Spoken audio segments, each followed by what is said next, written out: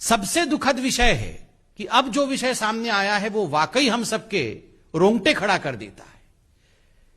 मंत्री हैं दिव्य शंकर मिश्रा, उड़ीसा के बीजेडी सरकार के मंत्री हैं, वो वहां के गृह मंत्री हैं और एनर्जी मिनिस्टर भी हैं। अब दिव्य शंकर मिश्रा होम मिनिस्टर हैं उड़ीसा के, और दुखद विषय है कि इस पूरे प्रकरण में अब उनका नाम भी सामने आ रहा है। समय समय पर इस कॉलेज में जाना, स्कूल में जाना, वहां रात्रि प्रवास करना, महिलाओं का शोषण करना, यह मंत्री के आचरण में था। इस प्रकार की बातें अब न केवल उड़ीसा के मीडिया अपितु राष्ट्र पटल में भी सामने आ रहा है, और जो लोग पूरे इस प्रकरण में इन्वॉल्व थे उनके द्वारा भी सच्चाई सामने रखी जा रही है। जब ममिता 8 अक्टूबर से अपने घर नहीं पहुंची, पूरे विषय को लेकर ममिता के घर वाले, अध्यापिका के घर वाले जब पास के पुलिस स्टेशन में पहुंचे बलांगीर में, तो जान के आश्चर्य होगा कि वहां के जो पुलिस निरीक्षक थे, वहां के जो पुलिस के कर्मचारी थे, उन्होंने एफआईआर तक दर्ज कराने से मना कर दिया। कहीं ना कहीं पुलिस जानती थी इसमें मंत्री जी के हाथ का विषय है, मंत्री जी के साख का विषय है, इसलिए let's not file an FIR because otherwise the governments name will be dragged and the concerned minister's name would be dragged. Even the police was in no, and that's why the police refused to file an FIR initially. जब दबाव विपक्षी पार्टियों का उड़ीसा में पड़ा तो police के पास और कोई रास्ता नहीं रहा, तब उनको एफआईआर दर्ज करना पड़ा।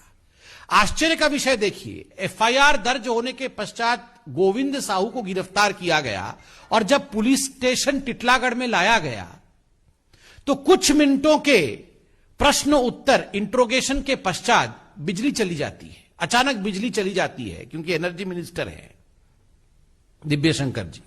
बिजली चली जाती है और गोविंद साहू अंधेरे में गायब हो जाता है। पुलिस स्टेशन के अंदर से, जहां चारों तरफ पुलिस तैनात है और 6-7 फीट का बाउंड्री वॉल है, उसको कूद के जाना भी आसान नहीं है। बिजली आने तक गोविंद साहू फरार। This is not possible without the complicity of the BJD government. अगर बीजेडी की सरकार और दिव्य शंकर मिश्रा, जो कि होम मिनिस्टर है, एनर्जी मिनिस्टर है, ये बिजली का जाना और कल्प्रिट का गायब हो जाना, यह सब संभव नहीं होता यदि मंत्री इसमें खुद जुड़े नहीं होते। बाद में जब पूरा विषय आगे बढ़ा तो गोविंद साहू ने सरेंडर किया है और उसने माना कि अपनी चलती हुई कार में उसने हत्या की थी ममिता मेहर की, और हत्या करने के पश्चात कई घंटों तक बॉडी गाड़ी में ही रही। बाद में बॉडी के टुकड़े टुकड़े करके उसे जला करके उसे कॉलेज के प्रमाइसेस में ही दफना दिया गया था। अब बॉडी मिल गई। बंधुगण, यह काम एक व्यक्ति का नहीं हो सकता है। बॉडी को काटना, बॉडी को डिस्पोज करना, फिर उसको जलाना, फिर उसके रिमेन्स को दफनाना, यह एक गिरोह का काम हो सकता है, कई लोगों का भी काम हो सकता है। अभी तक गिरफ्तारी नहीं होना, मंत्री को बचा के रखना। और दिव्य शंकर मिश्रा जो मंत्री हैं, वो इसी कॉलेज में भाषण में कह रहे हैं कि कई रात मैं इस कॉलेज में गुजार चुका हूं और जब मैं रातों को यहां रहता हूं तो मैं जवान हो जाता हूं। ये सारी चीजें फोन में मौजूद हैं। दुखद है जब इस प्रकार की, मुझे शब्दों का प्रयोग करने में भी बहुत तकलीफ हो रही है, इस प्रकार की शेमलेस बातें, शर्मनाक बातें फोन में मौजूद हैं, टीवी पर दिखाया जा रहा है, उसके बावजूद ये मंत्री बने हुए हैं। अगर this is the condition of the home minister of Odisha, what would be the condition of Odisha's government?